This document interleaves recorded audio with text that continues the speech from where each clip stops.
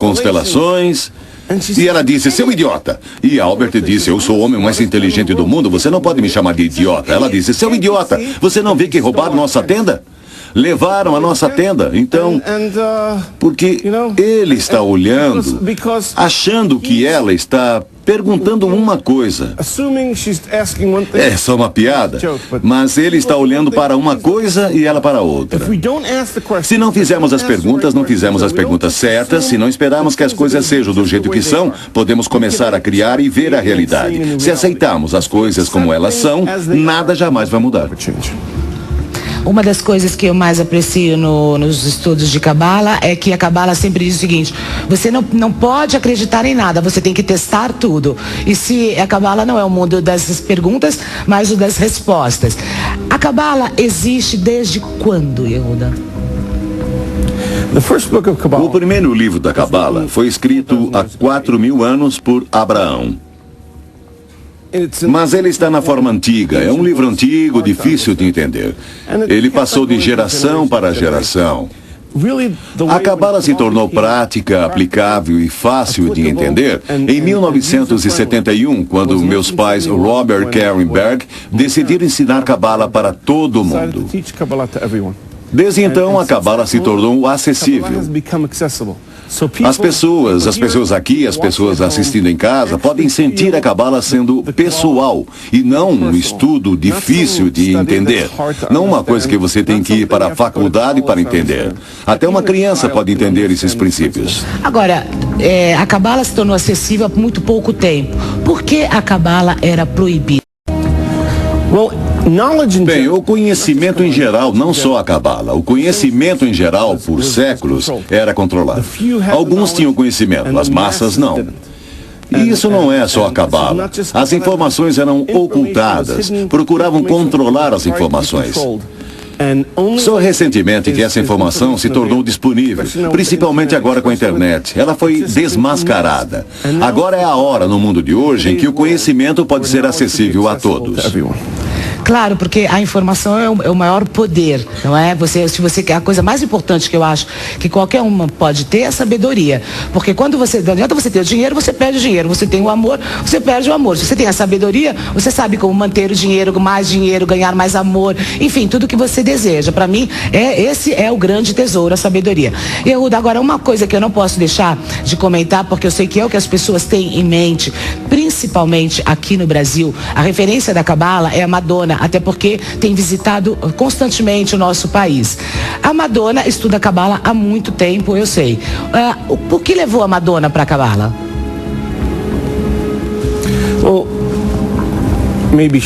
Bom, isso pode parecer chocante, mas ela entrou numa aula como qualquer um de nossos alunos. Ela não era um alvo, não tivemos que buscá-la. Ela entrou no centro de Cabala, em Los Angeles, sentou na aula com 50, 60 pessoas. Foi bastante orgânica a forma como aconteceu. No começo, todo mundo achou que ela ia estudar uma semana, um mês e ia desaparecer. Então, 12 anos depois, ela ainda estuda, leva a sério.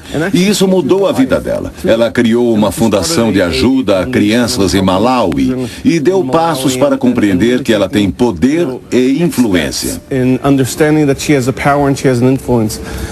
Eu vejo que todos os alunos cometem erros, mas todo aluno atinge a sabedoria. Ela leva essa sabedoria a sério e afeta as pessoas através do seu estudo da Cabala.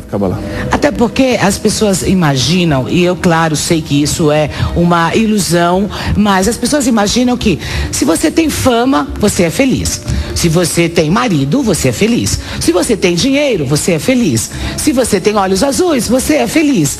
Nós temos até uma lista que eu acho muito interessante de mostrar para o nosso público, que eu estava conversando com você, porque o que é a felicidade? O segredo da felicidade, Yehuda Berg, segundo a Cabala, vai revelar no final do programa. Agora, a Madonna e outras pessoas famosas, que eu mesma já tive a oportunidade de encontrar no Kabbalah Center, são pessoas que, como todos nós, têm determinadas coisas, mas sentem falta de outras coisas. Algumas pessoas, Yehuda, acham que o outro sempre é mais feliz. Por que nós temos a tendência de ver tudo no outro e não em nós mesmos? Well, unfortunately, Infelizmente, quando vemos uma pessoa com uma coisa que ela tem, o carro, a casa, a esposa maravilhosa ou o namorado lindo, pensamos, eu quero essa parte. Nenhum de nós vê o resto da vida dela. Nós vemos uma pequena porção da vida dela. Eu quero aquilo. Infelizmente, aquilo tem um preço. Minha mãe sempre conta uma piada sobre um colar de diamantes de $350 mil. O diamante se chamava Plotkin. Por quê? Porque se você quisesse usar aquele colar, ele vinha com o Sr. Plotkin. Esse era o pacote que vinha com ele. Infelizmente, nem sempre vemos o pacote que vem com a esposa, o marido, o carro e o apartamento. Em relação a nós, só vemos o preço. Nem sempre vemos o que é bom. E nós temos que entender que, se queremos tudo na vida, isso vai exigir trabalho, determinação e vencer obstáculos. Mas se fizermos isso e formos até o fim, poderemos ter tudo. Tudo tem um preço, eu acredito nisso. Aliás, a gente está mostrando algumas imagens de uma visita da Madonna em Israel. Acho que ela está com o pessoal, com o Elial Yardeni, aliás. Agora, eu quero mostrar para vocês mais um momento da percepção. Por favor, vamos ver, vejam só essa imagem. Muito bem, vocês estão vendo essa imagem, todos vocês, prestem atenção, plateia, em casa, vocês, Twitter. O que vocês veem? O que vocês estão vendo? Preste atenção, por favor, frisa a imagem para eles. Olha bem. Pode olhar novamente. O que vocês veem? Prestem bastante atenção. O que é isso, gente? Duas caras.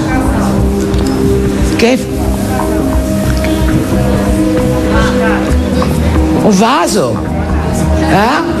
Se fosse um vaso, eu não ia perguntar, né? Não é? O que é isso?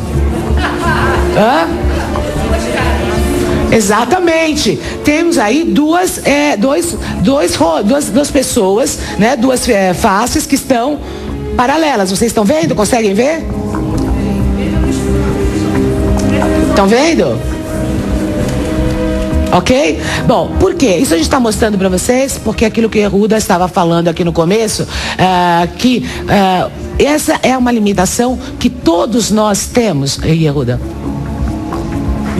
Sim, é uma limitação que nós temos. É interessante, se olharmos para a imagem, não conseguimos nos concentrar nas duas coisas ao mesmo tempo. Não conseguimos ver os rostos e o vaso ao mesmo tempo, só se vê uma coisa. E esse é um lado importante da nossa limitação. Nós nos concentramos num objetivo e esquecemos o resto. Você vê os rostos e não consegue ver o vaso, você vê o vaso e não consegue ver os rostos. Nós tentamos ensinar na Cabala que existe uma forma, não fisicamente, com os nossos olhos, mas existe uma forma para você ter o vaso e os rostos. Você não tem que desistir de um para ter os dois. Isso quer dizer o seguinte, eu não preciso escolher entre ser boa e ser rica. Eu não preciso escolher entre ter sucesso e ter um casamento. É possível ter tudo. É possível ter tudo. E eu repito, é preciso haver um equilíbrio. Tudo que é muito extremo nunca é bom. Mas se tivermos um bom equilíbrio e não fizermos nada que prejudique o próximo, podemos ter tudo. Que eu lido muito com as histórias das pessoas e com os dramas. E muitas vezes eu encontrei perguntas e mais perguntas. Olha, Márcia, por que eu fiquei 20 anos com um homem que só me maltratou? Olha, por que minha vida não dá certo? Olha, porque eu estou em depressão? Olha, porque eu não consigo sair do vício? Olha, porque eu não consigo encontrar a pessoa certa? Olha, porque eu não sou feliz? Olha, porque toda hora eu perco meu emprego? Eu lidei durante muito tempo com esse tipo de histórias, não é? É lógico que as histórias eram das pessoas, mas também existiam as minhas histórias pessoais, porque eu continuo, apesar de ser apresentadora, sendo um ser humano. E eu, em algum momento, tinha muita compaixão, queria muito ajudar as pessoas, mas eu também não entendia por que coisas ruins aconteciam para pessoas boas ou porque só coisas ruins aconteciam para todo mundo. Será que a gente podia mudar isso? Claro que eu fui em busca de conhecimento, que eu acho que é, sem dúvida, o maior tesouro, e encontrei as minhas respostas. E eu gostaria que vocês encontrassem também. Por isso, não foi muito fácil, mas eu convenci Yehuda a estar conosco aqui durante tanto tempo, e ele disse que daqui a pouco, no final do programa, vai revelar, segundo a Cabala, porque o que Yehuda faz não é inventar técnicas ou teorias, isso é importante também.